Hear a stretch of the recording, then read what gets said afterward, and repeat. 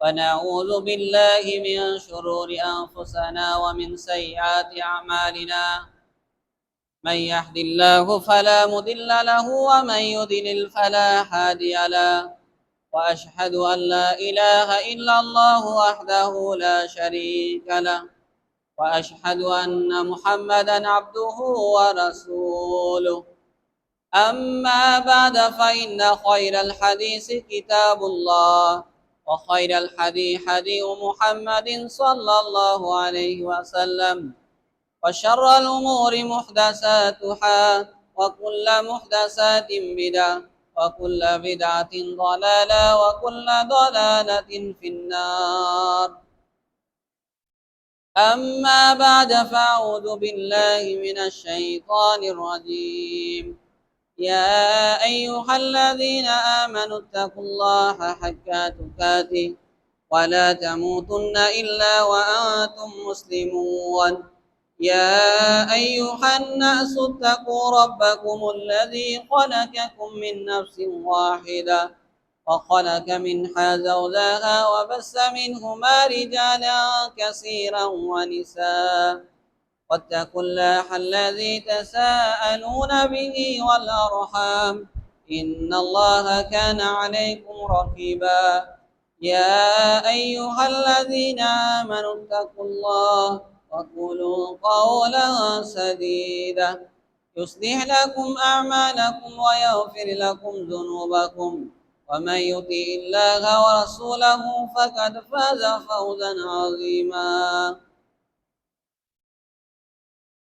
وقال رسول الله صلى الله عليه وسلم يا أيها الناس أفشوا السلام وتطعموا الطعام وصيلوا الأرحام وصلوا بالليل والناس نيام تدخلوا الجنة بسلام رواه مشكاة بإسناد صحيح وقال رسول الله صلى الله عليه وسلم 40 يوما في جماد يدرك التكبيرة الأولى كتبت له براءة من النار وبراءة من النفاق رواه الترمذي بإسناد صحيح আলহামদুলিল্লাহ যাবতীয় প্রশংসা গুণগান সেই আল্লাহ সুবহানাহু ওয়া তাআলার জন্য যার অপার অনুগ্রহে দয়ায় আজকে জুমার দিনে আল্লাহ সুবহানাহু ওয়া তাআলা আমাদের মসজিদে আসার এবং খুতবা শোনার তৌফিক দান করেছেন সেই আল্লাহ সুবহানাহু ওয়া তাআলার দরবারে আমরা শুকরিয়া আদায় করছি সকলে বলছি আলহামদুলিল্লাহ দরুদ এবং সালাম বর্ষিত হোক আমাদের প্রিয় নবী সাইয়্যিদুল মুরসালিন খাতামান নবিয়্যিন নবী মুহাম্মদুর রাসূলুল্লাহ সাল্লাল্লাহু আলাইহি সাল্লামের প্রতি আমরা সকলে বলছি আল্লাহুম্মা সাল্লি আলাইহি আল্লাহুম্মা বারিক আলাইহি সম্মানিত উপস্থিতি আজকে আমার খুতবার বিষয় হচ্ছে জাহান্নাম থেকে বাঁচার উপায় এবং জান্নাতে ঘর নির্মাণ করার উপায়। কি বললাম? জাহান্নাম থেকে বাঁচার উপায়। তো এই সম্পর্কে আলোচনা করব। আল্লাহ যেন তৌফিক দান করেন। ওমা তৌফিক ইল্লা বিল্লাহ আলাইহি তাওয়াক্কালতু ওয়া ইলাইহি উনীব। সম্মানিত উপস্থিতি, আসলে আমাদের সকলের কিন্তু তামান্না, ইরাদা, ইচ্ছা আছে পরকালে মৃত্যুর পরে বারজাখী জীবন, ওই পরকালীন জীবনে যেন আমরা জান্নাতুল ফেরদাউস পাইতে পারি, তাই না? সকলে এটা ইচ্ছা আছে কিনা? অবশ্যই আছে। কারণ জাহান্নামে কিন্তু কেউ যাইতে চায় না। কেউ যাইতে চায়?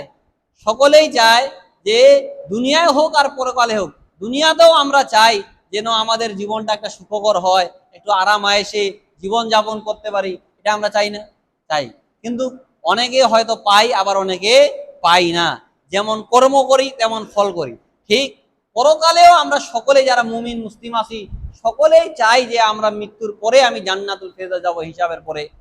এই আশা কিন্তু আমাদের আছে, কিন্তু আমাদের কর্মের কারণে কেউ হয়তো পরকালে জান্নাতে যাইতে পারবো, আবার কেউ পারবো না। কারণ কি?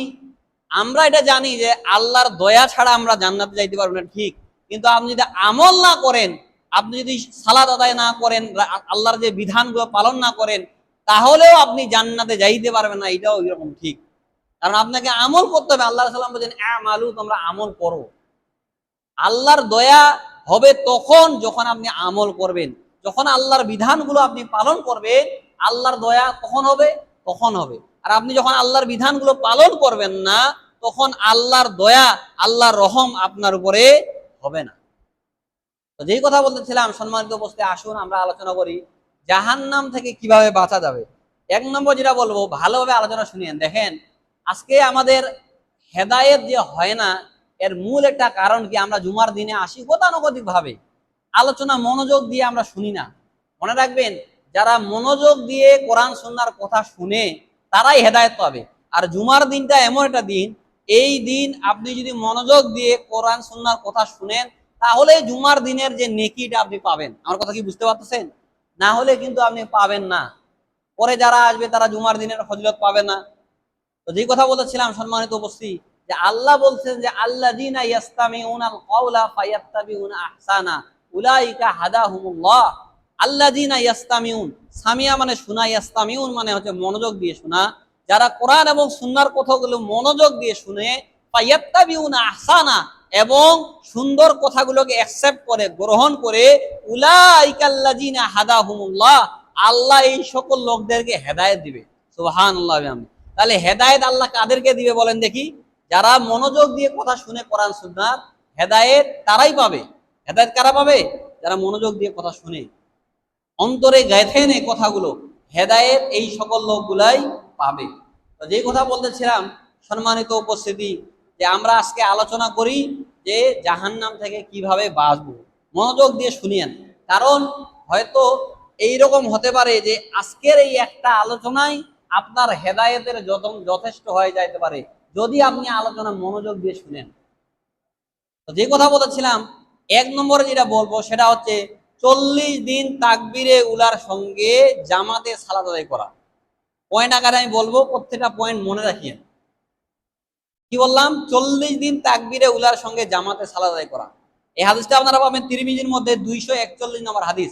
আল্লাহ রাসূল সাল্লাল্লাহু আলাইহি সাল্লাম বলছেন যে আরবাঈনা ইয়াওমান ফি জামাআতিন ইউদরিকুত তাকবীরাতিল উলা কুতিবাত লাহু বারাআতান, বারাআতুম মিনান নারি ওয়া বারাআতুম মিনান নিফাক।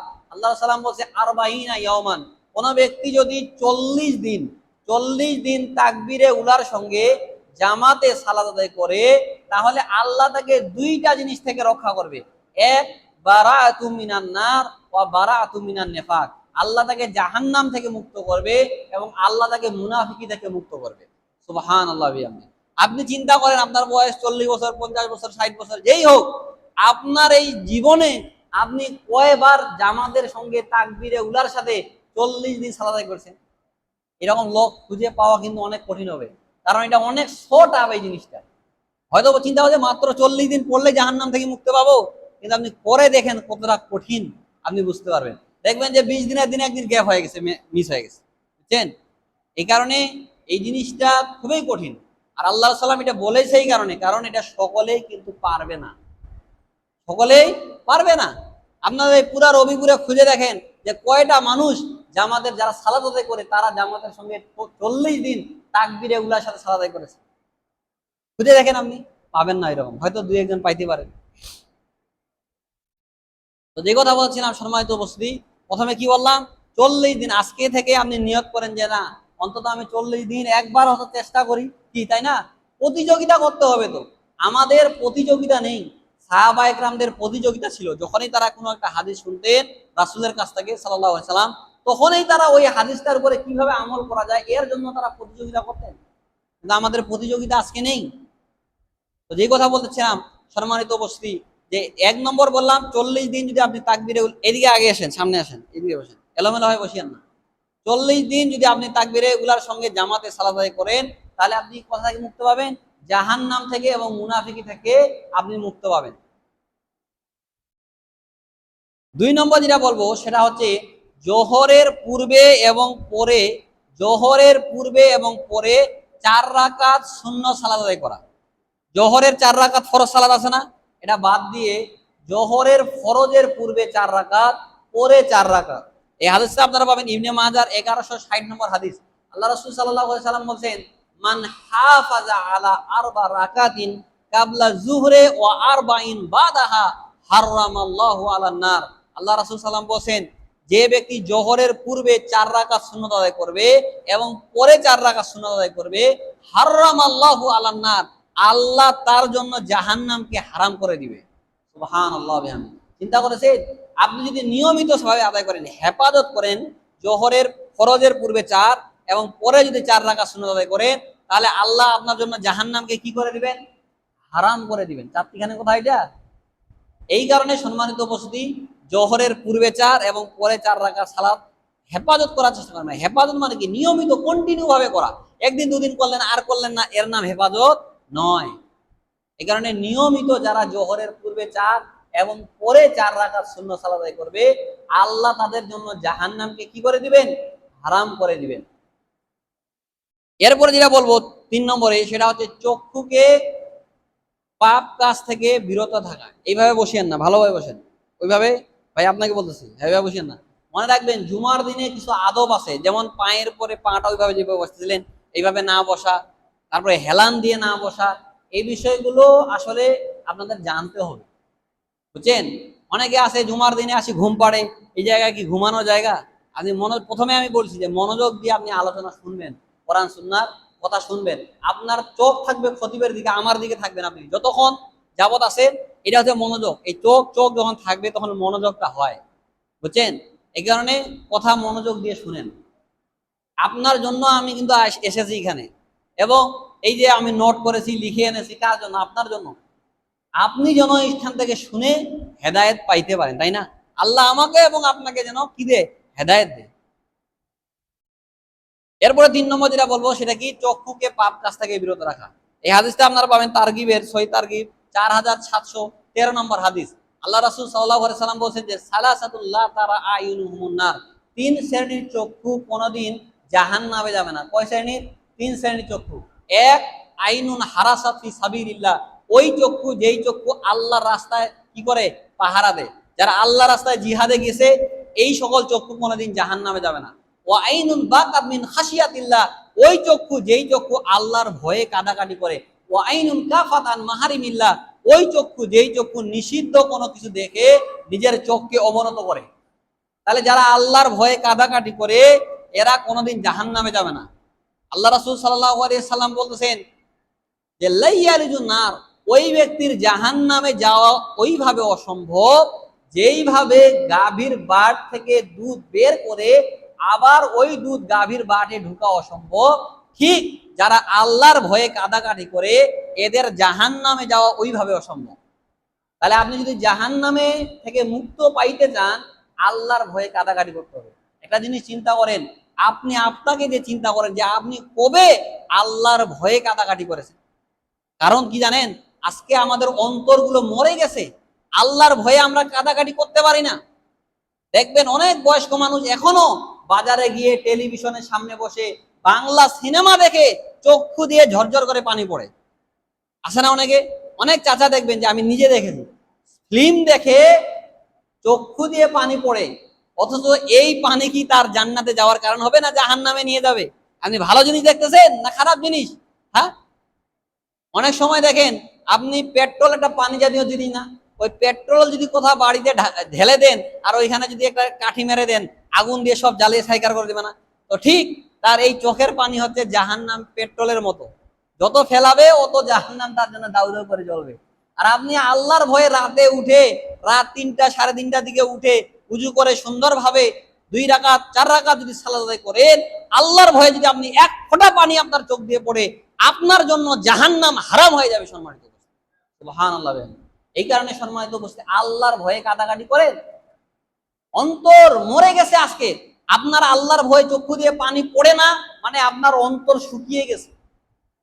এক সাহাবী এসে আল্লাহ সাল্লামকে বলছে, আল্লাহ সাল্লাম, আমার অন্তরটা খুবই কর্কশ, চক্ষু দিয়ে আমার পানি বের হয় না। তো আল্লাহ রাসূল সাল্লাল্লাহু আলাইহি ওয়াসাল্লাম বলছেন, আমসিক রাসাল ইয়াতিম, আমসিক রাসাল ইয়াতিম, ইতিমের মাথায় হাত বুলাও। ওয়ায়াত আমুনা তোয়াম, এবং ক্ষুধার্ত যারা আছে তাদেরকে খাদ্য খাও। আমসিক রাসাল ইয়াতিম, ইতিমের মাথায় হাত বুলাও, এবং ওয়াতিমুল মিসকিন, যারা মিসকিন আছে, অসহায় আছে, তাদেরকে খাদ্য খাওয়াও। তাহলে অন্তর নরম হয়ে যাবে। আপনার যদি মনে হয় চক্ষু দিয়ে পানি আসে না, এতিম যারা আছে, অসহায় আছে, তাদের যাদের বাবা মা মারা গেছে তাদের মাথায় হাত বুলাবেন, তাদেরকে সহযোগিতা সাহায্য করবেন। কারণ আল্লাহ সাল্লাম বলছেন, আনা ওয়া কাফিলুল ইয়াতিমি ফিল জান্নাতি হাকাযা ওয়া আশারা ওয়া সাব্বাবাতিল উলা, আমি এবং যারা এতিমকে লালন পালন করে তারা জান্নাতে এইভাবে কাছাকাছি থাকে। চিন্তা করেছে? এই কারণে সম্মানিত উপস্থিতি, অন্তর যদি আপনার মরে যায়, চক্ষু দিয়ে যদি আপনার পানি না আসে, তাহলে মনে রাখবেন যে আপনার অন্তর শুকিয়ে গেছে। এখন এতিমের মাথায় হাত বুলান, অসহায় মানুষকে খাদ্য খাওয়ান, তাহলে চক্ষু দিয়ে পানি আসবে, এছাড়া আসবে না। আমার কথা কি বুঝতে পারতেছেন? এই কারণে কি করতে হবে? অসহায় মানুষকে খাদ্য খাওয়াবেন, এতিমের মাথায় হাত বুলাবেন, চক্ষু দিয়ে পানি পড়বে। আল্লাহর ভয়ে একটু কাটাকাটি করেন। মনে রাখবেন, যখন রাতের 3 ভাগের 2 ভাগ চলে যায়, 1 ভাগ বাকি থাকে, এই সময় আল্লাহ প্রথম আসমানে নেমে আসে, এসে বলতে থাকে, মাইয়াদউনি ফাআস্তাজিবালা, মাইয়াসআলুনি ফাউতিয়া, মাইয়াস্তাগফিরুনি ফাআগফিরালা। কে আছে আমাকে ডাকো, আমি তার ডাকে সাড়া দিব। কে আছে আমার কাছে সাহায্য দাও, আমি তাকে সাহায্য করব। কে আছে আমার কাছে ক্ষমা চাও, আমি আল্লাহ তাকে ক্ষমা করে দেব। সুবহানাল্লাহ। চিন্তা করেছেন? এই কারণে আল্লাহর ভয়ে কাঁদাকাটি করেন, আল্লাহর কাছে সাহায্য চান। আপনার চাকরি হয় না, আল্লাহকে বলেন, আল্লাহ আমার একটা চাকরির ব্যবস্থা করে দেন। আপনার রিজিকের সমস্যা, আল্লাহকে বলেন যে আল্লাহ আমার রিজিকের সমস্যা, আমার রিজিকে বারাকা দান করো। আল্লাহর কাছে দোয়া করেন বেশি করে, দেখবেন আপনার সমস্ত সমস্যার সমাধান হয়ে যাবে। আর রাতের ওই সময়টা একটা গুরুত্বপূর্ণ। আল্লাহ প্রথম আসমানে আসে, চিন্তা করেছেন? আপনার জন্য আল্লাহ প্রথম আসমানে এসে বলে যে কে আছে আমাকে ডাকো, আমি তার ডাকে সাড়া দিব। আপনি চিন্তা করতে পারছেন? হ্যাঁ, কে আছে আমার কাছে সাহায্য চাও, আমি আল্লাহ তাকে সাহায্য করব। কে আছে আমার কাছে ক্ষমা চাও, আমি ক্ষমা চাই, তাকে ক্ষমা করে দেব। রাসূল সাল্লাল্লাহু আলাইহি সাল্লাম প্রত্যেক দিন 100 বার করে আল্লাহর কাছে ইস্তেগফার করতেন, ক্ষমা চাইতেন। বলতেন, আস্তাগফিরুল্লাহ আস্তাগফিরুল্লাহ আল্লাযী লা ইলাহা ইল্লা হুয়াল হাইয়ুল কাইয়্যুম ওয়া আতুবু ইলাইহি। আমরা কয়বার বলি বলেন দেখি? আমরা কয়বার বলি? আজকে আপনি সকাল থেকে এখন পর্যন্ত কয়বার বলেছেন আস্তাগফিরুল্লাহ? বলেন দেখি, কয়বার বলেছেন? অথচ কদ গুফিরা লাহু মা তাকাদ্দামা মিন যামবিহি ওয়া মা তাআখার, রাসূলের সাল্লাল্লাহু আলাইহি সাল্লাম পূর্বের এবং পরের সমস্ত গুনাহ মাফ। তারপরও তিনি দিনে 100 বার করে ইস্তেগফার করতেন। আর আমরা দিনে রাতে পাপ করি, তারপরও 1 বার 2 বারও আমরা ইস্তেগফার পাঠ করতে পারি না। মনে রাখবেন, ইস্তেগফার অত্যন্ত গুরুত্বপূর্ণ একটা বিষয়। আল্লাহ রাসূল সাল্লাল্লাহু আলাইহি ওয়াসাল্লাম বলেন যে মাল্লাজি মাল ইস্তেগফার জালাল্লাহু মিন কুল্লি হাম্মিন ফারাজা ওয়া মিন কুল্লি দাইফিন মাখরাজা ওয়া ইয়ারযুকু মিন হাইসু লা ইয়াহতাসিব। মাল্লাজি মাল ইস্তেগফার, যে ব্যক্তি যত বেশি ইস্তেগফার করবে, জালাল্লাহু মিন কুল্লি হাম্মিন ফারাজা, আল্লাহ তার দুঃখ কষ্ট এগুলা আল্লাহ দূর করে দিবে। ওয়া ইয়ারযুকু মিন হাইসু লা ইয়াহতাসিব, এবং আল্লাহ তাকে এমন জায়গা থেকে রিজিক দিবে যার চিন্তা সে কোনোদিন করতে পারে না। ইস্তেগফার করবেন, আল্লাহ আপনার রিজিক বাড়িয়ে দিবে, আল্লাহ আপনাকে সন্তান দান করবে, আল্লাহ আপনাকে পরকালে এর বিনিময়ে জান্নাত দিবে।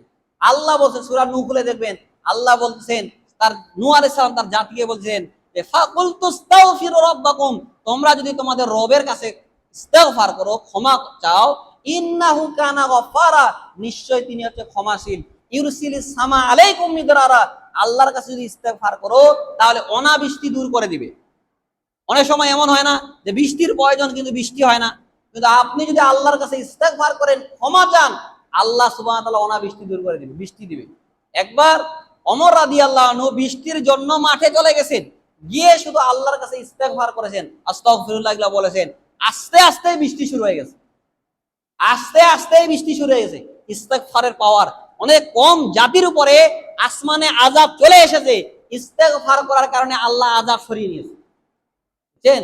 এখানে ইস্তেগফারের গুরুত্ব অনেক বেশি। প্রত্যেক দিন অন্তত 100 বার করে কি বলবেন?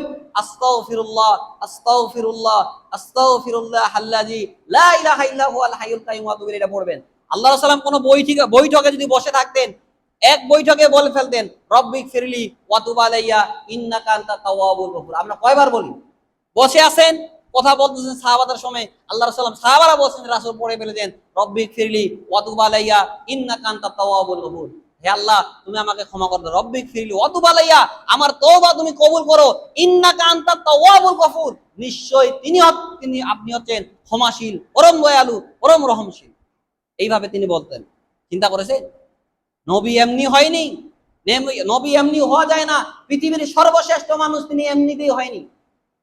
তার আদর্শ আখলাক আমাদেরকে গ্রহণ করতে হবে, যেহেতু আমরা তাদের রাসূলের কি উম্মত না আমরা, কিন্তু আমরা তার আদর্শ আখলাক আজকে গ্রহণ করি না। কোথায় মেসি, কোথায় নেইমার, কোথায় রোনালদো, কি করতেছে নাই করতেছে, এগুলা নিয়ে আমাদের চিন্তা। তাদের আদর্শ আজকে আমরা গ্রহণ করি। বুঝছেন? আজকে যুবকরা পাগল হয়ে গেছে তাদের জন্য। এই যে কিছুদিন আগে রোনালদো বিবাহ করলো, ওর 5টা সন্তান হয়েছে বিয়ের আগে। চিন্তা করেছেন? আর ওরা হচ্ছে আজকে আমাদের মুসলিম যুবকদের আইডল। বিয়ে নাই করতে কয়টা বাচ্চা হয়েছে? 5টা বাচ্চা।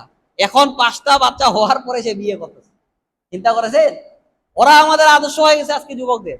বিয়ে নাই হইতে অবৈধ হয় 5টা সন্তান, এখন তারপরে 5টা সন্তান হওয়ার পরে সে বিবাহ করতে। চিন্তা করেন। তো যে কথা বলেছিলাম, সম্মানিত উপস্থিতি, যারা চক্ষুকে পাপ কাজ থেকে বিরত রাখে, আল্লাহর ভয়ে যারা কাদাকাটি করে, এরা কোনোদিন জাহান্নামে যাবে না। এই সকল চক্ষু, কারণ আল্লাহর ভয়ে কাদাকাটি করেন, সম্মানিত উপস্থিতি, তাহলেই আপনি জাহান্নাম থেকে বাঁচতে পারবেন। এক সাহাবী এসে আল্লাহ সাল্লামকে বলছে, আল্লাহ সাল্লাম, মান নাজাত, আমি কিভাবে নাজাত পাবো? আল্লাহ রাসূল সাল্লাল্লাহু আলাইহি ওয়াসাল্লাম বলেন, আমসিক আলাইকা লিসানাক ওয়াল ইয়াসাকা বাইতুক ওয়া ইয়াবকি আলা খাতিয়াতিক। আমসিক আলাইকা লিসানাক, তোমার মুখকে বন্ধ রাখো, কথা বললে ভালো কথা বলেন। আজকে আমরা দেখেন খামাখা বাজারে যাই, অমুকের গীবত, অমুকের পরনিন্দা, এগুলাতে আমরা ব্যস্ত থাকি। এগুলাতে আপনার কি লাভ বলেন দেখি? এই কারণে আল্লাহ সাল্লাম বলেছেন, মান কানা ইউমিনু বিল্লাহি ওয়াল ইয়াউমিল আখির ফালিয়াকুল খাইরান আও লিয়াসমুত। যে ব্যক্তি আল্লাহ এবং পরকালে বিশ্বাস রাখে, ফালিয়াকুল খাইর, সে কথা বললে যেন ভালো কথা বলে, আও লিয়াসমুত, অথবা সে যেন চুপচাপ থাকে। খামাখা আপনি অন্যের গীবত করবেন, আপনার কি লাভ? গীবত করা মানে মৃত ভাইয়ের মাংস খাওয়া, বুঝছেন? এই কারণে মুখ বন্ধ থাকেন, কথা বললে ভালো কথা বলেন, অথবা চুপচাপ থাকেন। এইটা আপনার জন্য কল্যাণকর। এটা আপনার জন্য কি কল্যাণকর? 2, আল্লাহ তাআলা বলছে বাসায় থাকো, বাড়িতে থাকেন, অযথা বাজারে গিয়ে কি লাভ? বাজার হচ্ছে পৃথিবীতে সবচেয়ে নিকৃষ্ট জায়গা। ওইখানে আপনি যাবেন, আপনার প্রয়োজন পূরণ করে আপনি চলে আসবেন। কিন্তু আমরা বাজারে গিয়ে থাকি। চাচা হেলানি দিয়েন না, এদিকে আসেন। তো যে কথা বলেছিলাম, সম্মানিত উপস্থিতি, যে বাজার হচ্ছে সবচেয়ে কি জায়গা?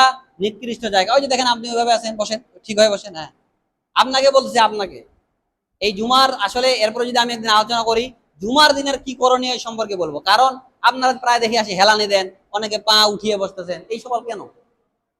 এই কারণে পা উঠিয়ে বসা যাবে না। জুমার দিনের কিছু আদব আছে, পা উঠে না বসা, হেলান দিয়ে না বসা, এগুলা নিষেধ আছে, বুঝছেন? এই যে আপনি ওইভাবে আছেন, ঠিক হয়, এগুলা জুমার দিনে, এটা আল্লাহ রাসূল নিষেধ করেছেন, একেবারে নিষেধ। ওইভাবে বসাই যাবে না, স্বাভাবিকভাবে বসেন। পায়ের উপরে পা দিয়ে এইভাবে উঁচু হয়ে বসা যাবে না, হেলান দিয়ে বসা যাবে না জুমার দিনে। তাড়াতাড়ি মসজিদে আসতে হবে। এখন যারা আসতেছেন জুমার দিনে ফজিলত পান নেই, কারণ আল্লাহ সাল্লাম বলছে যে ইজা কানা ইয়াউমাল জুমাতি ওয়াকাফাতিল মালাইকাতু আলা বাবিল মাসজিদ ফায়াকতুবুনা আউয়াল।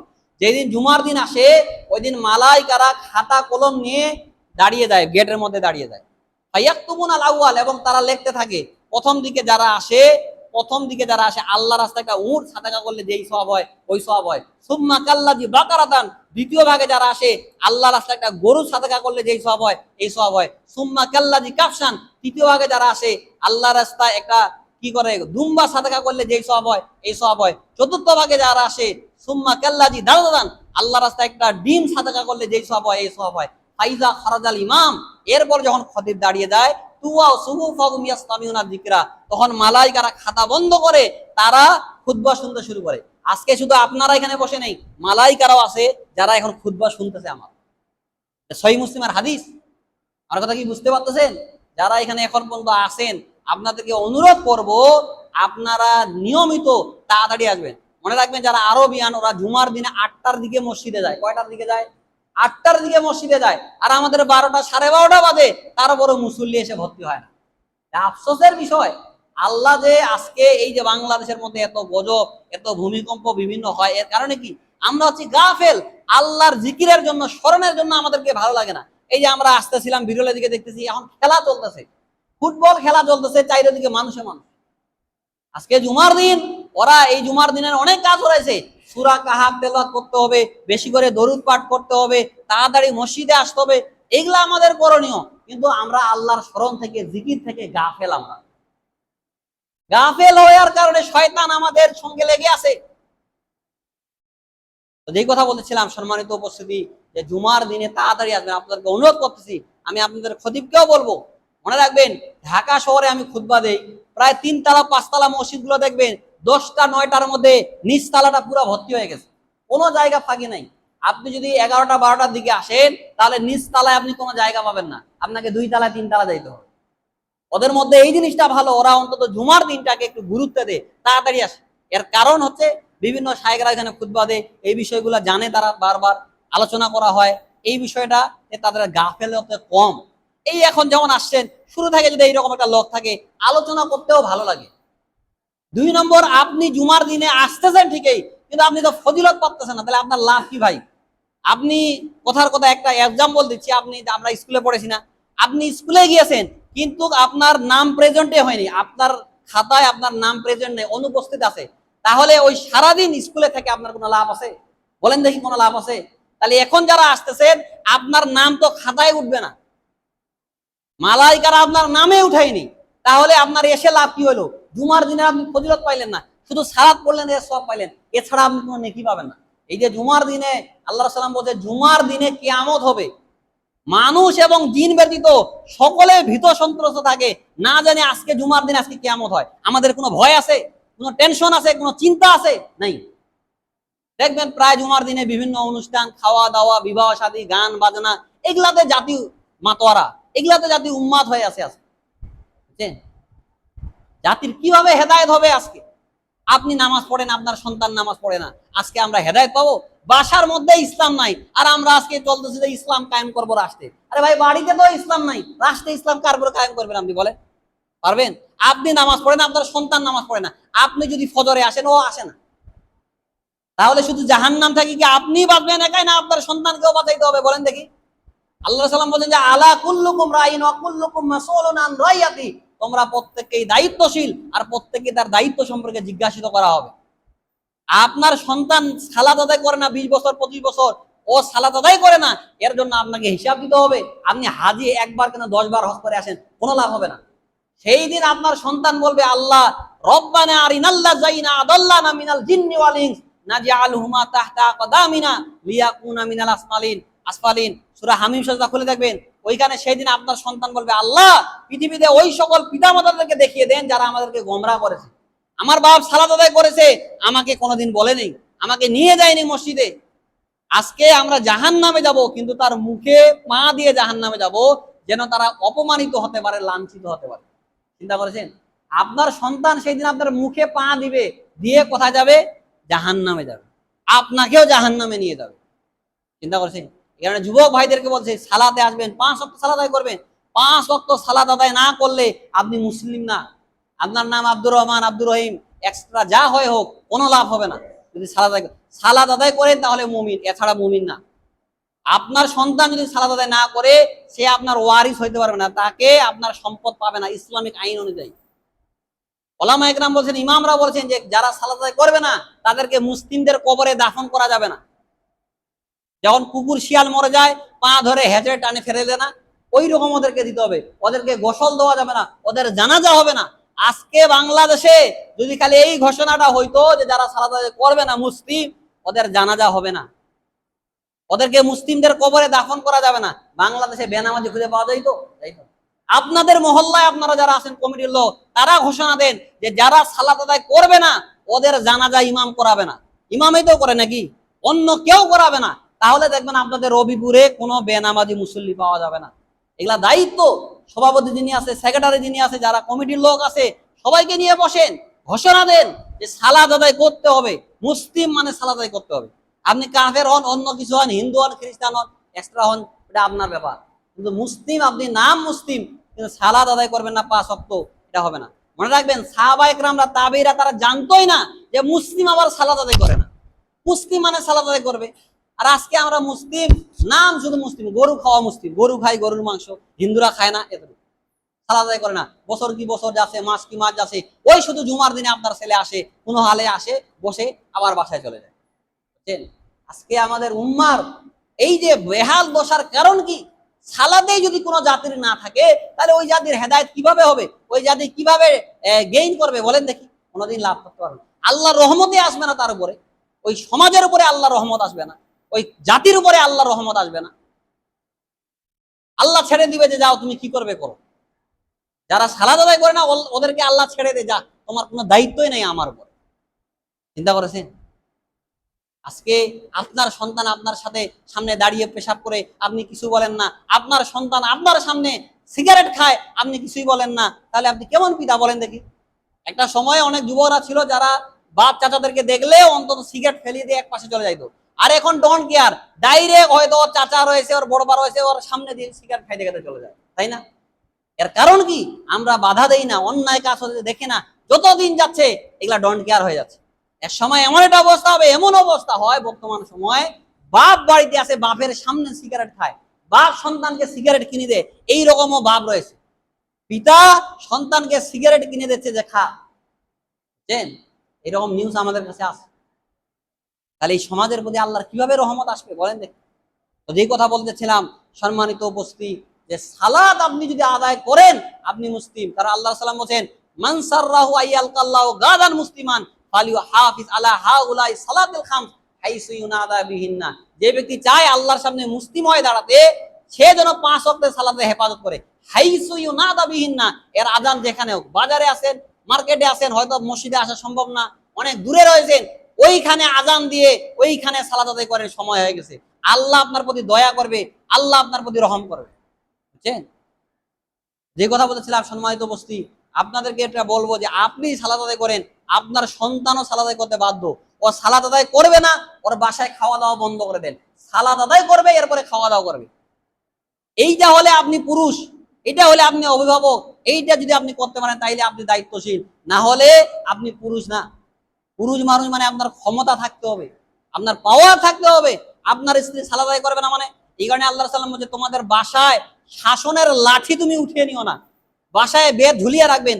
স্ত্রী সন্তান দেখে যেন বুঝতে পারে যে সালাত আদায় না করলে একটু এদিক ওদিক হলে পিটুনি পড়বে। আজকে আমরা এইরকম দায়িত্ব ছিলাম না, আমাদের এইরকম দায়িত্ব নাই আজকে, বুঝছেন? আজকে নেশা করে, ওমর রাদিয়াল্লাহু সময় কেউ যদি নেশাদার দ্রব্য পান করতো তাহলে 80টা লাঠি তাকে পিটানো হইতো। আজকে সমাজে যদি চালু হয়, দেশের প্রধানমন্ত্রী যদি ঘোষণা করে যে যারা নেশাদার দ্রব্য পান করবে ওকে 80টা বেদাঘাত করতে হবে, আজকে দেখেন নেশাখোর পাওয়া যাবে? খুঁজে পাওয়া যাবে না। যে কথা বলতেছিলাম সম্মানিত উপস্থিতি, যে আমরা আমাদের দায়িত্বগুলো ঠিকভাবে পালন করি না। আপনাদেরকে অনুরোধ করব যে মসজিদে সভাপতি সেক্রেটারি যারা আছে এই মসজিদের ঘোষণা দেন, যারা বেনামাজি সালাত আদায় করে না তাদের জানাজা হবে না, দেখবেন মসজিদে কোনো জায়গা হবে না, মসজিদে মুসল্লি ভরে যাবে। এগুলা দায়িত্ব আমাদের, ঘোষণা দেন অন্তত। তো যে কথা বলছিলাম, যারা চক্ষুকে পাপ কাজ থেকে বিরত রাখে তারা জাহান্নামে যাবে না। 4 নম্বর যেটা বলবো সেটা হচ্ছে ফজর এবং আসর সালাতের যারা কি করে হেফাজত করে। আল্লাহ রাসূল সাল্লাল্লাহু আলাইহি ওয়াসাল্লাম বলেছেন যে মান সাল্লাল বারদাতাইন দাখালাল জান্নাহ, যে ব্যক্তি 2 ঠান্ডার সালাতের হেফাজত করবে ওই ব্যক্তি জান্নাতে যাবে, ওই ব্যক্তি জাহান্নামে যাবে না। আল্লাহ রাসূল সাল্লাল্লাহু আলাইহি ওয়াসাল্লাম বলেছেন লা ইয়ালুজুন নারা আহাদুন কাবলা তুলুই শামসি ওয়া ক্বাবলা গুরুবিহা, ওই ব্যক্তি কোনোদিন জাহান্নামে যাবে না যে ব্যক্তি ফজর এবং আসরের সালাত এর হেফাজত করে। তাদের জাহান্নামে যাওয়া অসম্ভব, তাদের জাহান্নামে যাওয়া কি অসম্ভব। যারা ফজর এবং আসরের সালাতের হেফাজত করে, জামাতে আদায় করে, এরা কোনোদিন জাহান্নামে যাবে না। এই বাচ্চাদেরকে একটু আলাদা করে দেন, ওরা গল্প করতেছে, এদিকে আলাদা করে দেন। যে কথা বলেছিলাম সম্মানিত উপস্থিতি, যে আল্লাহ সাল্লাম বলছে লাইয়াল নার, ওদের জাহান্নামেই যাওয়া সম্ভব না যারা কি করে ফজর এবং আসরের সালাত হেফাজত করে, জামাতে আদায় করে, এরা কোনোদিন জাহান্নামে যাবে না। কারণ এই সালাতটা অত্যন্ত গুরুত্বপূর্ণ। যখন আপনি ফজরের সালাত জামাতে আদায় করবেন, আল্লাহ রাসূল সাল্লাল্লাহু আলাইহি সাল্লাম বলছেন যে যারা ফজরের সালাত আদায় করে, ফজরের সালাত যারা জামাতে আদায় করে, মান সাল্লা সুবহা ফাহুয়া ফি জিম্মাতিল্লাহ, তারা আল্লাহর জিম্মেদারিতে চলে যায় সারা দিন। এখন আল্লাহ আপনাকে হেফাজত করবে। আজকে যারা জামাতে ফজরের সালাত আদায় করেছেন, আল্লাহর জিম্মেদারিতে আপনি আছেন, সারা দিন আল্লাহ আপনাকে হেফাজত করবে। এখানে ওলামায়ে কেরাম বলেছেন যারা ফজরের সালাত জামাতের সঙ্গে আদায় করে তাদের সঙ্গে তোমরা শত্রুতা আমি করিও না, কারণ ওর হেফাজতের দায়িত্ব কে নিয়েছে? আল্লাহ সুবহানাহু ওয়া তাআলা নিয়েছে, বুঝছেন? এই কারণে বলছে যে তাদের সঙ্গে তোমরা শত্রুতা আমি করিও না, তাদের পিছনে লেগে থাকিও না, কারণ লেগে কি লাভ? আল্লাহ তাকে হেফাজত করবে, তার দায়িত্ব আল্লাহ নিয়েছে, সারা দিন এখন আল্লাহ তাকে হেফাজত করবে। বুঝতে পারছেন সম্মানিত উপস্থিতি? এই কারণে সম্মানিত উপস্থিতি, ফজরের সালাত, আসরের সালাত, 5 ওয়াক্ত সালাত তো অবশ্যই আদায় করতে হবে, কিন্তু এই সালাতে যারা হেফাজত করবে এগুলা অনেক কঠিন। কারণ রাসূল সাল্লাল্লাহু আলাইহি সাল্লাম বলেছেন যে লাইসা সালাতুন আসকালা ইল্লাল মুনাফিকিনা মিনাল ফাজরি ওয়াল ইশা ওয়ালাউ ইয়ালামুনা মা ফিহিমা ওয়ালাউ হাবওয়ান। মুনাফিকের কাছে 2টা সালাত সবচেয়ে বেশি কঠিন, একটা হচ্ছে ফজর আর একটা হচ্ছে এশা। ওয়ালাউ ইয়ালামুনা মা ফিহিমা ওয়ালাউ হাবওয়ান, মানুষ যদি জানতো ফজর এবং এশার মধ্যে কি কল্যাণ রয়েছে তাহলে মানুষ হামাগুড়ি দিয়ে হলেও ফজর এবং এশার সালাতে যাইতো। ছোট বাচ্চারা হামাগুড়ি দেয় না? ছোট বাচ্চারা হামাগুড়ি দেয় কিনা, ওই হামাগুড়ি দিয়ে হলো যাইতো যদি মানুষ জানতো ফজরের কি ফজিলত, এশার সালাতের কি ফজিলত, বুঝছেন? আল্লাহ রাসূল সাল্লাল্লাহু আলাইহি সাল্লাম বলেন, মান সাল্লাল ইশা ফি জামাতিন ফাকাআন্নামা কামা নিসফাল লাইল ওয়া মান সাল্লা সুবহা ফি জামাতিন ফাকাআন্নামা সাল্লাল লাইলা কুল্লাহ। যে ব্যক্তি ফজরের সালাত জামাতের সঙ্গে আদায় করবে, সেই ব্যক্তি সারা রাত দাঁড়িয়ে দাঁড়িয়ে সালাত আদায় করলে যেই সওয়াব হবে এই সওয়াব হবে। যে ব্যক্তি এশার সালাত জামাতের সঙ্গে আদায় করবে, সেই ব্যক্তি অর্ধ রাত দাঁড়িয়ে দাঁড়িয়ে সালাত আদায় করলে যেই সওয়াব হবে এই সওয়াব আল্লাহ সুবহানাহু ওয়া তাআলা আমলনামায় দিয়ে দিবেন। সুবহানাল্লাহ। চিন্তা করেছেন তাহলে ফজরের সালাত যারা আদায় করেছেন সারা রাত দাঁড়িয়ে সালাত আদায় করলে যেই সওয়াব, এই সওয়াব আল্লাহ সুবহানাহু ওয়া তাআলা আপনার আমলনামায় দিয়ে দিয়েছে।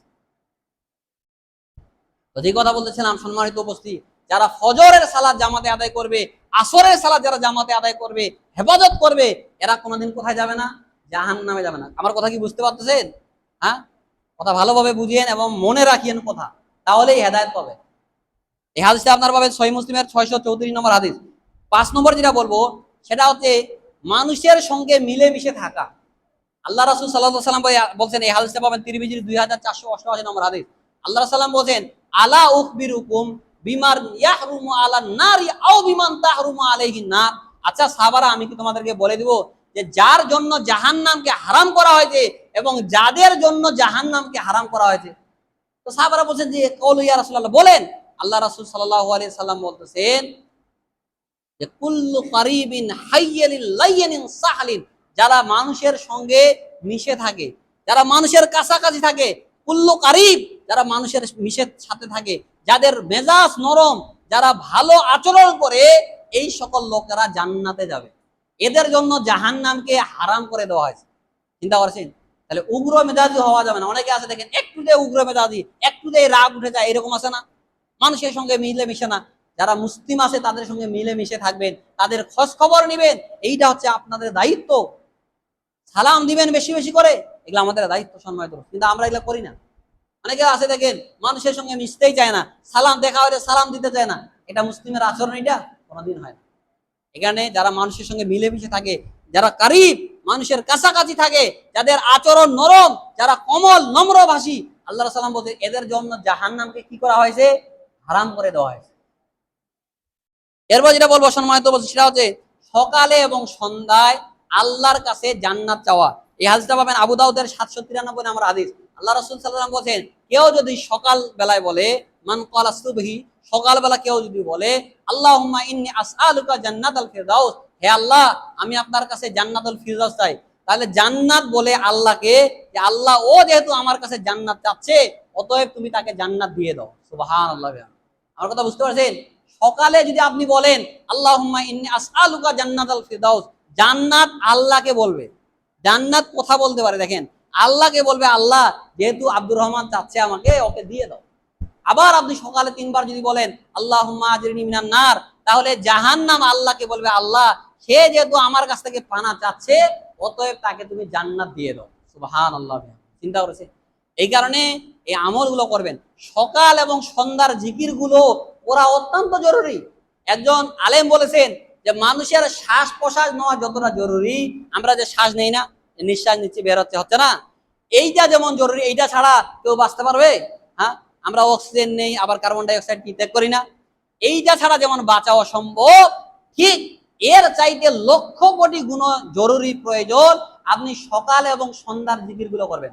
আল্লাহ কুরআনে বলছে, ওয়াসাব্বিহু বুকরাতাও ওয়াসিলা, তোমরা সকাল এবং সন্ধ্যায় আল্লাহর পবিত্রতা ঘোষণা করো, আল্লাহর জিকির করো।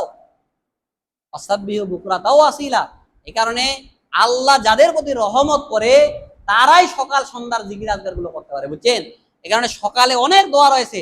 আল্লাহুম্মা বিকা আসবাহানা ওয়া বিকা আমসাইনা ওয়া বিকা নাহইয়া ওয়া বিকা নামুতু ওয়া ইলাইকা নুশুর। আল্লাহ রাসূল সাল্লাল্লাহু আলাইহি ওয়াসাল্লাম প্রত্যেকদিন যখন সকাল হইতো তখন বলতেন যে আমরা আল্লাহর নামে সকাল করলাম, আবার আল্লাহর নামে আমরা সন্ধ্যা করব, এবং আমরা আল্লাহর কাছে একত্রিত হব। এইভাবে দোয়া করতেন। এইলা দোয়া অত্যন্ত না জানলেও অন্তত সকালে এবং সন্ধ্যায় কয়েকটা দোয়া বাদ দিবেন না। এক যেটা বলবো সেটা হচ্ছে আপনি প্রতিদিন সকালে বলবেন, রদিতু বিল্লাহি রাব্বা ওয়া বিল ইসলামি দীনাও ওয়া বি মুহাম্মাদির রাসূলুল্লাহ সাল্লাল্লাহু আলাইহি ওয়াসাল্লাম। কি বললাম? রদিতু বিল্লাহি রাব্বা ওয়া বিল ইসলামি দীনাও ওয়া বি মুহাম্মাদিন সাল্লাল্লাহু আলাইহি সাল্লামা রাসূলা। এইটা যদি আপনি 3 বার বলেন, আল্লাহ সাল্লাম বলেন কেউ যদি সকালে এটা 3 বার বলে, ওয়াজাবাত লাহুল জান্নাহ, তার জন্য জান্নাত ওয়াজিব হয়ে যায়। সুবহানাল্লাহ। আমার কথা বুঝতে পারতেছেন? এইগুলা হিজতুল মুসলিম একটা বই রয়েছে, এই বইগুলা দেখলে আপনারা পাবেন। প্রত্যেকদিন সকালে বলবেন রদিতু বিল্লাহি রব্বাও ওয়া বিল ইসলামি দীনাও ওয়া বি মুহাম্মাদিন সাল্লাল্লাহু আলাইহি ওয়াসাল্লাম রাসূলা। এইটা যদি আপনি বলেন যে আমি রদিতু বিল্লাহি রব্বাও, আমি রবকে আল্লাহকে রব হিসেবে পেয়ে সন্তুষ্ট, ইসলামকে আমি পেয়ে সন্তুষ্ট, এবং আমাদের নবী মুহাম্মদ সাল্লাল্লাহু আলাইহি সাল্লামকে পেয়ে আমরা কি সন্তুষ্ট, এইটা যদি আপনি বলতে পারেন তাহলে আপনার জন্য জান্নাত ওয়াজিব হয়ে যাবে। চিন্তা করেছেন? এইটা আপনি প্রতিদিন বলবেন। এরপরে আরেকটা দোয়া, বিসমিল্লাহিল্লাযী লা ইয়াদুররু মা ইসমিহি শাইউন ফিল আরদি ওয়ালা ফিস সামাই ওয়া হুয়াস সামিউল আলিম। এইটা আপনি প্রতিদিন সকালে 3 বার বলবেন, সন্ধ্যায় 3 বার বলবেন। তাহলে আল্লাহ সাল্লাম বলেন যে আসমান এবং জমিনের কোনো বিপদ আপদ, বালা মুসিবত, আকস্মিক কোনো বিপদ আপদ আপনার আসবে না। বুঝছেন? হঠাৎ করে বিপদ, যাচ্ছেন অ্যাক্সিডেন্ট হয়ে গেলেন, হঠাৎ করে প্যারালাইসিস হইলেন, হঠাৎ স্ট্রোক, এই সকল বিপদগুলো আপনার আসবে না। বিপদ আপদ হবে, মুসলিমের বিপদ আপদ দ্বারা আল্লাহ পরীক্ষা করবে, এটা স্বাভাবিক, কিন্তু আল্লাহ এই সকল বিপদ হঠাৎ বিপদ দিবেন না। এই যখন হাদিসটা বলে একজন সাহাবী, তিনি হঠাৎ করে প্যারালাইসিস হয়ে গেছে, তো সাহাবারা দেখছে কি বাবা তাবিরা, আপনি বলছেন আবার আপনি প্যারালাইসিস, তিনি বলতেছেন যে তোমরা আমাকে দেখতেছো আমি প্যারালাইসিস, কিন্তু আল্লাহ রাসূল সাল্লাল্লাহু আলাইহি ওয়াসাল্লাম যেই কথা বলছে অবশ্যই সত্য বলছেন। আমি ওই দিন এই দোয়াটা পড়তেই ভুলে গেছি, এই বিসমিল্লাহিল্লাযী লা ইয়াদুররু মা ইসমি শাইউন ফিল আরদি ওয়ালা ফিস সামাই, এই দোয়াটা আমি ওই দিন পড়তে কি হয়ে গেছি, ভুলে গেছি। যার কারণে হঠাৎ বিপদ থেকে আপনি রক্ষা করতে পারবেন। এরপরে 3 নম্বর যেটা বলবো সেটা হচ্ছে সুবহানাল্লাযী সুবহানাল্লাযী সুবহানাল্লাযী আদাদা খালকি ওয়া রিদা নাফসি ওয়া জিনাতা আরশি ওয়া মিদাদা কালিমাতি। এইটা আপনি প্রতিদিন 3 বার করে বলবেন, সকালে 3 বার, সন্ধ্যায় 3 বার। এই আমলগুলো অন্তত আপনি করতে পারবেন, করবেন, এগুলো অন্তত বাদ দিবেন না। এক কি বললাম, রদিতু বিল্লাহি রব্বা ওয়াল ইসলামি দীনাও ওয়া বি মুহাম্মাদিন সাল্লাল্লাহু আলাইহি ওয়াসাল্লাম রাসূলা, এটা বলবেন। এরপরে বিসমিল্লাহিল্লাযী এটা বলবেন। এরপরে সুবহানাল্লাযী আদাদা খালকি ওয়া রিদা নাফসি ওয়া জিনাতা আরশি ওয়া মিদাদা কালিমাতি, এটা সকালে 3 বার বলবেন, সন্ধ্যায় 3 বার বলবেন। আরেকটা রয়েছে সেটা হচ্ছে আউযু বিকালিমাতিল্লাহি তাম্মাতি মিন শাররি মা খালাক, সকালে 3 বার বলবেন, সন্ধ্যায় 3 বার বলবেন। তাহলে কোনো কিছু আপনার কোনো ক্ষতি করতে পারবে না। এ ভাইজান এইদিকে আমার দিকে দেখেন, ওইখানে কি করছেন আপনারা? আমি এখানে কোরআন সুন্নাহর কথা বলছি, ওরা গল্প করতেছে। এখানে কি জন্য আপনি গল্প করছেন বলেন দেখি? আপনি কি এখানে গল্প করতে আসেন বা আমাকে আপনার, আমি তো লক্ষ্য করতেছি, মনে কিছু করিয়েন না। দেখেন যখন কোরআন সুন্নাহর কথা বলা হয় এই সময় আপনারা অমনোযোগী থাকবেন, এটা বেয়াদবি। কারণ আমি কার কথা বলছি? কল আল্লাহ ওয়া কল রাসূল, আল্লাহর কথা বলছি, রাসূলের কথা বলছি। এই সময় মনোযোগ দিয়ে শুনতে হয়, নাহলে বেয়াদবি। এই কারণে রাসূল সাল্লাল্লাহু আলাইহি ওয়াসাল্লাম যখন কোনো হাদিস বলতেন তখন একবার মুয়াজকে বলছে ইয়া মুয়াজ, আল্লাহ সাল্লাম বলছে যখনই মুয়াজকে বলে একটা কথা বলবেন, মুয়াজ বলছে লাব্বাইক ইয়া সাদাই, হে রাসূলুল্লাহ আমি উপস্থিত, আমি শুনতেছি। এইভাবে আল্লাহ সাল্লাম 3 বার বলছেন, কেন? তার মনোযোগটা আকর্ষণ করার জন্য, যে আমি একটা কথা বলতেছি, এই কথার 19-20 যেন না হয়, কোনো কথা যেন তোমার মিস্টেক না হয়ে যায়। কিন্তু আজকে আমি দেখি প্রায় অনেক মসজিদ, বিশাল বিশাল মসজিদে খুতবা দেয়, দেখবেন কিছু মানুষ গাফেল আছেই। কি জন্য আপনি গাফেল ভাই? এখানে তো আপনি কোরআন সুন্নাহর কথা শুনতে এসেছেন নাকি? আর কিছুক্ষণ আগে বললাম এটা হচ্ছে জিকির, সালাত যেমন জিকির, ঠিক এই যে এখন আপনি শুনতেছেন এটা হচ্ছে জিকির। ওই যে হাদিসে বললাম না, ইয়াস্তামিউনা যিকরা, মালাইকারা খাতা বন্ধ করে মনোযোগ দিয়ে তারা জিকির শুনে, আর আপনি আসে এখানে ঘুমা পাচ্ছেন, ওর সঙ্গে খুঁটটা মারতেছেন, কি করতেছেন কেন? কারণ মনোযোগ দিয়ে শুনেন। ঘুম আপনি বাসায় গিয়েও তো পারবেন নাকি?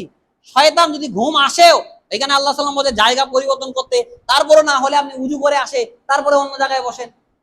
কারণ শয়তান চায় আপনি কোরআন সুন্নাহর কথা না শোনা থেকে বিরত থাকবেন। বুঝছেন? শয়তান তো আছেই, ও ঘুতাঘুতি করবে, ওর কামে এইটা। কারণ শয়তানের পাওয়ার অনেক বেশি, মাজরার দাম। শয়তান মানুষের রক্তের শিরা উপশিরায় চলতে পারে, এইরকম তার পাওয়ার আছে। কারণ কথা মনোযোগ দিয়ে শুনেন। এই যে কথাগুলো বলতেছে, হাদিসগুলো বলতে এমনিতে হয়ে গেছে, নাইলে আমাকে মুখস্থ করতে হয়েছে। কারণ আমি বলবো কোরআন সুন্নাহর কথা, আপনি মনোযোগ থাকবে না, এইটা আমি পছন্দ করি না। আমি যেই মসজিদে যাই এই কথা একটা বলি, যে আমি আমার বাপ দাদার গল্প বলিনি আপনাকে, আপনাকে মিথ্যা কাহিনী শুনাই দিয়ে আসিনি। আমি এখানে কোরআন সুন্নাহর কথা বলতেছি, আপনি শুনতে বাধ্য, আপনাকে শুনতে হবে। আপনি মুসলিম, আপনাকে শুনতে হবেই। তো যে কথা বলতেছিলাম সম্মানিত বসি, সকাল এবং সন্ধ্যার যে জিকির গুলো এগুলা করবেন। কি বললাম? আউযু বিকালিমাতিল্লাহি তাম্মাতি মিন শাররি মা খালাক, এটা সকালে 3 বার বলবেন, সন্ধ্যায় 3 বার বলবেন। তাহলে আপনি যেই জায়গায় আছেন ওই জায়গাটা আপনি নিরাপদ। দিনাজপুর থেকে ঢাকায় গিয়েছেন, এখানে পৌঁছেছেন, বলেন আউযু বিকালিমাতিল্লাহি তাম্মাতি মিন শাররি মা খালাক। ওই জায়গায় আপনি যতক্ষণ যাবত অবস্থান করবেন, ওই জায়গায় কোনো কিছু আপনার কোনো ক্ষতি করতে পারবে না। জিন, মানুষ, শয়তান কেউ আপনার কোনো ক্ষতি করতে পারবে না। বাসায় আছেন, সালাম দিয়ে ঢুকে পড়েন, এরপরে বলেন আউযু বিকালিমাতিল্লাহি তাম্মাতি মিন শাররি মা খালাক। যতক্ষণ আপনি ওই ঘরে আছেন, কোনো সাপ, জিন, শয়তান থেকে শুরু করে কেউ আপনার কোনো ক্ষতি করতে পারবে না। আল্লাহ বলেন লাম ইয়াদুররু শাইয়ান, আসমান এবং জমিনের কোনো কিছু তার কোনো ক্ষতি করতে পারবে না। বুঝছেন? তাহলে কতটা গুরুত্বপূর্ণ না? কিন্তু আজকে আমাদের মুসলিমদের কয় পার্সেন্ট লোক এগুলা জানে একটু বলেন দেখি। আপনি যে সকালে সন্ধ্যার যে জিকির গুলো এগুলা জানেন, আপনি কয়টা করেন?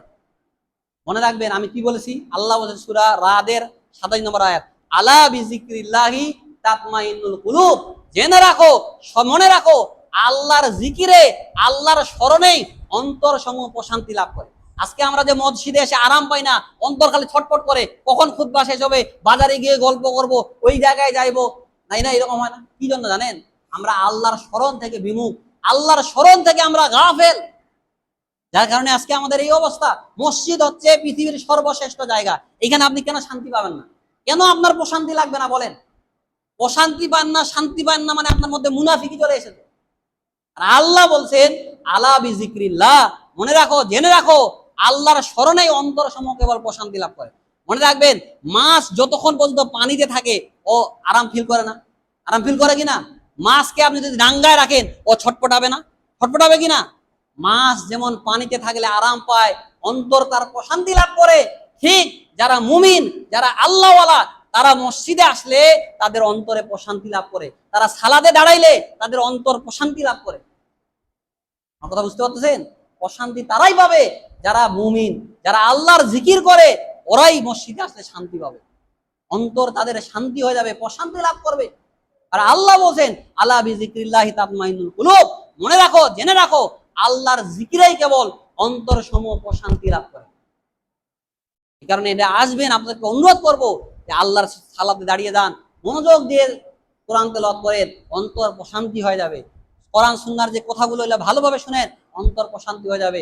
সকাল সন্ধ্যার জিকিরগুলো করেন, অন্তর প্রশান্তি হয়ে যাবে। শয়তান আপনার কোনো ক্ষতি করবে না, পারবে না। মনে রাখবেন, শয়তান ও বলেছে আল্লাহকে যে আল্লাহ, তোমার বান্দাদেরকে আমি জাহান্নামে নিয়ে যাব, ইল্লা ইবাদিকাল মুখলিসিন, যারা মুখলিস বান্দা, ওদের উপর আমার কোনো পাওয়ার নাই, ক্ষমতা নেই। যারা মুখলেস, ওদের শয়তান কোনো ক্ষতি করতে পারবে না, ওদের উপর তার কোনো পাওয়ারই খাটবে না। এই কারণে আমরা মুখলেস বান্দা হওয়ার চেষ্টা করি সম্মানিত উপস্থিতি, যেন শয়তান আমাদের কোনো ক্ষতি না করতে পারে। আল্লাহর কাছে দোয়া করবেন। এই যে মসজিদে ঢুকেছেন, কয়জন আমরা দোয়া করে ঢুকি? অথচ আল্লাহ সাল্লাম বলছেন, কেউ যদি মসজিদে ঢুকার সময় বলে বিসমিল্লাহি ওয়া সালাতু ওয়া সালামু আলা রাসূলিল্লাহ, আউযু বিল্লাহিল আযীম ওয়া বিওয়াজহিল কারীম ওয়া সুলতানিল কাদীম মিনাশ শাইতানির রাজীম, আল্লাহুম্মা ইফতাহলি আবওয়াবা রাহমাতিক, এই বাক্যগুলো যদি আপনি বলে মসজিদে ঢুকেন, সারা দিন শয়তান আর আপনার কোনো ক্ষতি করতে পারবে না। চিন্তা করেছেন? সারাদিন শয়তান আপনার কোনো ক্ষতি করতে পারবে না, ওর কোনো পাওয়ারই খাটবে না। আপনি বলেন আউযু বিল্লাহিল আযীম ওয়া বিওয়াজহিল কারীম ওয়া সুলতানিল কাদীম মিনাশ শাইতানির রাজীম, আল্লাহুম্মা ইফতাহলি আবওয়াবা রাহমাতিক, শয়তান আপনার কোনো ক্ষতি করতে পারবে না সারাদিন। আবার 5 ওয়াক্ত যদি আমরা ঢুকে এই দোয়াটা পড়ি, তাহলে আর শয়তানের পাওয়ার থাকবে? ওর আপনাকে ক্ষতি করতে পারবে? পারবে না। এগুলা হচ্ছে আমাদের হাতিয়ার। মনে রাখবেন, যুদ্ধ ক্ষেত্রে যদি আপনি অস্ত্র ছাড়া, ঢাল তলোয়ার ছাড়া যদি আপনি যান, তাহলে মানুষ আপনাকে বোকা বলবে না? ঠিক এই জান্নাত পাওয়ার জন্য আপনি যদি অস্ত্র ছাড়া যদি আপনি দুনিয়াতে চলেন, আপনাকে ওইভাবে বোকা বলা হবে। এই কারণে এগুলো হচ্ছে ঢাল, এগুলো হচ্ছে আপনার তলোয়ার। অস্ত্র নিয়ে প্রস্তুত থাকেন, শয়তান আপনার প্রকাশ্য শত্রু, ও আসবে, ওকে কেটে দিতে হবে। এই দোয়া পড়বেন, ওর কোনো পাওয়ার থাকবে না, ক্ষমতা থাকবে না, আপনার ক্ষতি করতে পারবে না। এই কারণে সম্মানিত উপস্থিতি, জিকির গুলো করবেন। সকালবেলা বসে থাকেন মসজিদে, দেখবেন আমাদের আহলুল হাদিসের ওই সালাতটা শেষ হয় আর না শেষ হয়, সঙ্গে সঙ্গে বের হয়ে যায়। কি জন্য বের হচ্ছেন? একটু বসে থাকেন না। সুবহানাল্লাহ বলেন 33 বার, আলহামদুলিল্লাহ বলেন 33 বার, আল্লাহু আকবার 33 বার, একবার লা ইলাহা ইল্লাল্লাহু ওয়াহদাহু লা শারীকা লাহু লাহুল মুলকু ওয়া লাহুল হামদু ওয়া হুয়া আলা কুল্লি শাইইন কাদির, এটা পড়েন। তাহলে আল্লাহ সাল্লাম বলেন, তার সমুদ্রের ফেনা সম পরিমাণ যদি গুনাহ থাকে, আল্লাহ মাফ করে দিবেন। একটা সমুদ্রে কত ফেনা থাকে, আর একজন মুমিন কত বেশি গুনাহ করতে পারে আপনি বলেন দেখি? হ্যাঁ, এটা চিন্তা করতে পারছেন? সূরা ইখলাস পড়েন একবার, ফালাক পড়েন একবার, নাস পড়েন একবার, এগুলা করেন, আয়াতুল কুরসি পাঠ করেন। এই কারণে বসে থাকেন, সালাম শেষ, সালাত শেষ, এরপরে এগুলা আপনাদের দায়িত্ব। কিন্তু আমরা বসে থাকি না, উঠে পালাই যাচ্ছি। এখানে আপনাদেরকে আজকে বলবো, সালাত শেষ হবে, বসে থাকবেন। সুবহানাল্লাহ 33 বার কে বলতে পারে না? আলহামদুলিল্লাহ কে বলতে পারে না 33 বার? আল্লাহু আকবার কে বলতে পারবে না? বলেন দেখি, এটা ছোট বাচ্চাও তো বলতে শিখেলেও পারবে। কারণে এগুলা আপনারা পড়বেন সম্মানিত বলছি। সূরা ইখলাস, ফালাক, নাস আমরা প্রায় জানি। ফরজ সালাতের পরে এগুলা আপনারা পড়বেন। সূরা ইখলাস একবার, ফালাক একবার, নাস একবার, এগুলা পড়বেন। ফজরের পরে বসে থাকেন, এই সময় যদি আপনি তাসবিহ তাহলিল করেন, সূর্য ওঠার পরে 2 রাকাত সালাত করেন, আল্লাহ সাল্লাম বলেন মান সাল্লাল গাদা ফি জামাতিন সুম্মা কাদা ইয়াসকুরুল্লাহ হাত্তা তাতলু আশ-শামসু সুম্মা সাল্লা রাকাতাইন কানাত লাহু কাআজরি হাজ্জাতিন আও উমরাতিন। কেউ যদি ফজরের পরে বসে থাকে, তাসবিহ তাহলিল করে, সূর্য উঠে যাওয়ার পরে 10-15 মিনিট পরে 2 রাকাত সালাত করে, তাহলে সে পূর্ণ হজ এবং উমরা করার নেকি নিয়ে যাবে বাসায়। হজ করতে কয় লাখ টাকা লাগে? প্রায় 7 লাখ 8 লাখ টাকা লাগে। আপনি রবিপুর মসজিদে বসে থাকে আপনি হজ করার এবং উমরা করার সব পাবেন। এটা প্রতিদিন, এভরিডে, প্রত্যেক দিন আপনি সব নিতে পারেন যদি আপনি ফজরে পরে বসে থাকেন, তাসবিহ তাহলিল গুলো করেন, কোরআন তেলাওয়াত করেন, সূর্য উঠে যাওয়ার পরে 10-15 মিনিট, এটাকে ইশরাক বলা হয়, ইশরাকের 2 রাকাত 4 রাকাত সালাত করেন, তাহলে দেখবেন একটা হাদিসে রয়েছে কেউ যদি মান সাল্লা দুহা আরবান ওয়া কাবলা যুহরি আরবান বুনিয়া লাহু বাইতুন ফিল জান্নাহ, কেউ যদি জোহরের পূর্বে 4 রাকাত সুন্নাত আদায় করে এবং ইশরাকের 4 রাকাত সালাত আদায় করে চাষতের, তাহলে জান্নাতে আল্লাহ তার জন্য একটা ঘর নির্মাণ করবে। মহান লাভ। এই আমলগুলো করেন। হাদিসে একটা হাদিসে রয়েছে যারা চাষতের 4 রাকাত সালাত আদায় করবে, অর্থাৎ সূর্য ওঠার পরে, ফজরের পরে সূর্য উঠে যাওয়ার পরে 10-15 মিনিট পরে 2 রাকাত 2 রাকাত করে আদায় করবে, এটা চাষতের বলে। এই সালাতটা যদি আপনি আদায় করেন সারা দিন, আল্লাহ আপনাকে হেফাজত করবে, আল্লাহ আপনার জন্য যথেষ্ট হয়ে যাবে। চিন্তা করেছেন? এই হাদিসটা আমি যেদিন পড়েছি ওই দিন থেকে চেষ্টা করি প্রতিদিন অন্তত চাষতের সালাত আদায় করে এরপরে বাসায় আসে। এই আমলগুলো করেন সম্মানিত উপস্থিতি, আল্লাহ আপনাকে হেফাজত করবে, আল্লাহ আপনার জন্য যথেষ্ট হয়ে যাবে। এটা কি চারটিখানে কথা মনে করেছেন আপনি? হ্যাঁ, বসে থাকেন না, বাজারে গিয়ে খামাখায় চা খাবেন, ওই বড়া পাপড় খাবেন, কি লাভ? এখানে বসে থাকেন, তাসবিহ তাহলিল গুলো করেন, আমল করার চেষ্টা করেন। মনে রাখবেন, হাত থেকে ঢেল ছুড়ে গেলে যেমন ওই ঢেল ধরা সম্ভব নয়, শ্বাস বন্ধ হয়ে গেলে পাপকে আর ঠেকানো আপনার পক্ষে সম্ভব হবে না। এই কারণে শ্বাস বন্ধ হয়ে যাওয়ার আগে পাপকে ঠেকানোর চেষ্টা করেন। আপনি যাদের জন্য এত কিছু করতেছেন, যাদের জন্য আপনার টাইম নাই, সময় নাই আল্লাহর কাছে আসার, ওরা আপনাকে ভুলে যাবে। আপনি কি মনে করেন আপনি আজকে মারা যান, আপনার সন্ধ্যা হতে হতে আপনাকে দাফন দিয়ে দিবে? দিবে কিনা? আপনি লাশ হয়ে যাবেন, আপনার স্ত্রী সন্তান কারো কাছে আপনার চারানা মূল্য থাকবে না। তাদের জন্য আপনি এত কিছু করতেছেন, আল্লাহর জন্য আপনার সময় নেই। এখানে আল্লাহ বলছেন ইয়া আইয়ুহাল ইনসান, হে পৃথিবীর মানুষ, মা গররাকা বিরব্বিকাল কারীম, কিসের ধোকায় পড়ে, কিসের মায়ায় পড়ে তুমি তোমার সম্মানিত রবকে ভুলে গেলে? আপনার স্ত্রী যদি ইয়ং থাকে, আপনি মরে যান, দেখবেন যে 40 দিন পরে ও বিবাহ করবে, ইদ্যত পালন করা, 4 মাস 10 দিন পরে সে বিবাহ করবে। বুঝছেন? মনে রাখবেন, পৃথিবী কেউ কাউকে মনে রাখে না। আমি আজকে মরে যাই, আমার স্ত্রী যতই বলুক আমাকে ভালোবাসে, 4 মাস 6 মাস পরে তার মনটা গলবে, আজকে কানবে, 10 দিন 20 দিন 15 দিন 1 মাস পরে ধীরে ধীরে দেখবেন আমার প্রতি তার যে ভালোবাসা ছিল, মায়া ছিল, ওটা তার ধীরে ধীরে চলে যাবে। এটা মানুষ হিসাবে স্বাভাবিক। বুঝছেন? স্বাভাবিক এটা। এই কারণে স্ত্রী সন্তান এদের জন্য এত কিছু করেন না, আপনি আপনার জন্য করার চেষ্টা করেন যে আমি কিভাবে জান্নাতে যাইতে পারবো। আগে নিজে বাঁচেন, কু আনফুসাকুম, আগে নিজে বাঁচেন, নিজেকে আগে বাঁচাইতে হবে ভাই। ধোকায় পড়িয়েন না, এই দুনিয়াটাই হচ্ছে ধোকা। আল্লাহ বলেন ইয়া আইয়ুহাল্লাযীনা আমানু লা তুলহিকুম আমওয়ালুকুম ওয়ালা আওলাদুকুম আন যিকরিল্লাহ, হে ঈমানদার বান্দাগণ, আল্লাহর স্মরণ থেকে, আল্লাহর জিকির, তোমাদের স্ত্রী সন্তান সম্পদ এগুলা যেন তোমাদের বাধা না হয়, এগুলা যেন তোমাদেরকে আল্লাহর জিকির থেকে বিরত রাখতে না পারে। এইভাবে করেন। আপনার স্ত্রী আপনার কেউ আপন না, 40 দিন যাবে ওরা আপনাকে ভুলে যাবে, আপনার সন্তান আপনাকে ভুলে যাবে। আপনি চিন্তা করেন, আপনার দাদার জন্য আপনি কয়দিন মসজিদে দান করেছেন, আপনার দাদার জন্য আপনি কবরে গিয়ে কয়দিন কাটাকাটি করেছেন, অথচ আপনার দাদার সম্পদ আপনি ভোগ করতেছেন, আপনার বাপ আপনার দাদার সম্পদ ভোগ করতেছে, কিন্তু তার টাইম হয়েছে, সময় হয়েছে, হয়নি। আপনিও মরে যাবেন, আপনার সন্তানরা সময় হবে না। কেন? আলী রাদিয়াল্লাহু আনহু একদিন কবরে গিয়ে কাঁদতেছেন, বাঁকা কবরে গিয়ে কাঁদতেছেন, বলছেন ইয়া আহলাল কুবুর, হে কবরবাসী, মা খবরু ইনদাকুম ওয়া খবরু ইনদানা, হে কবরবাসী, আজকে তোমাদের কি খবর আমি জানি না। ভাই ওই যে হেলান দিয়ে না, এদিকে আসেন। আজকে তোমাদের কি খবর আমি জানি না, কিন্তু তোমাদের স্ত্রী সন্তানের কি খবর এইটা আমি জানি। কারণ কবরে কি হচ্ছে উনি তো জানতে পারতেছে না। পারতেছে? আলী রাদিয়াল্লাহু আনহু ইসলামের চতুর্থ খলিফা উনাকে বলা হয়, চতুর্থ খলিফা ছিলেন উনি। তো বলছে যে তোমাদের কি খবর আমি জানি না, তোমাদের স্ত্রী সন্তানের কি খবর এটা আমি জানি। ইন্না আমওয়ালাকুম কাতকুসিমাত ওয়া ইন্না জাওয়াজুকুম কাতজুইজাত ওয়া ইন্না বুয়ুতাকুম কাতসাকানাত। তুমি যে তোমার ইয়ং স্ত্রী রেখে গেছিলে, ওই ইয়ং স্ত্রী আজকে বিবাহ করে অন্য জায়গায় সুখে শান্তিতে আছে, তোমাকে সে ভুলে গিয়েছে। অথচ আপনার স্ত্রীর জন্য আপনি আপনার ভাইয়ের সম্পদ মেরে রেখেছেন, আপনার স্ত্রীর জন্য আপনি হারাম টাকা করে চুরি চামারি ঘুষ খেয়ে আপনি টাকা ইনকাম করে তাকে খুশি করেছেন। অথচ আজকে ওই স্ত্রী আপনাকে ভুলে গিয়ে অন্য পুরুষের সঙ্গে সংসার করতেছে। তাহলে আপনি কার জন্য কি করলেন বলেন দেখি। আজকে বাংলাদেশে অনেক বড় বড় অফিসার রয়েছে যারা স্ত্রী সন্তানের জন্য লক্ষ লক্ষ টাকা ঘুষ নেয়। একটা সই তার দেওয়া সম্ভব না ওইখানে যদি আপনি তাকে টাকা না দেন, অথচ তার কাজেই সই দেওয়া। বুঝছেন, কিছুদিন আগে আমি পাসপোর্ট করলাম, ওনার কাজেই সই দেওয়া, টাকা না দিলে উনি সই দিবেন না। চিন্তা করেছেন, ওর কাজ সরকার ওকে নিযুক্ত করেছে কি জন্য? ওইখানে সই দিবে, চেয়ারে বসে, এসি চলতেছে, ফ্যান চলতেছে, ওর কাজেই সই দেওয়া। ও সই দিবে না কেন? ওর পাওয়ার আছে, টাকা দেন তারপরে সই দিবে। বুঝছেন, কার জন্য আপনি এগুলা কি করতেছেন রে ভাই? এই টাকা কি আপনি কবরে ধরে যাবেন? চাইতে পারবেন না। এই কারণে আপনার স্ত্রী সন্তানের জন্য অবৈধভাবে টাকা ইনকাম করা বন্ধ করেন।